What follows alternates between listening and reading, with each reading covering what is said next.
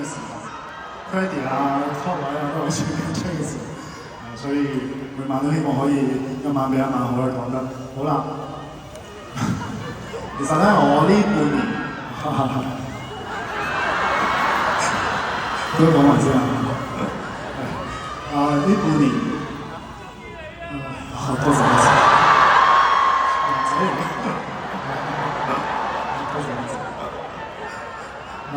呢半年你搞到唔記得講咩？呢半年啊，我自己研究咗好多關於宗教嘅嘢啦，關於一啲哲學嘅嘢啦，關於一啲心靈方面嘅嘢啦，係因為我覺得我哋每一個人都可能每一個人看似大家都好健康，可以好如常咁樣去工作，但係我都知道其實每一個人心入邊，你哋每一個人都一定有一個一啲好唔好嘅一啲時候。咁其實真係除咗身體之外，都希望大家嘅心理都可以越嚟越好，係因為我哋有一個好嘅心理，先至會有一個好嘅身體；我哋有一個好嘅身體，先至可以繼續行更加遠嘅路。所以好啦，希望在場嘅每一位喺演唱會入面嘅，喺今晚可以稍為療癒到少少你哋。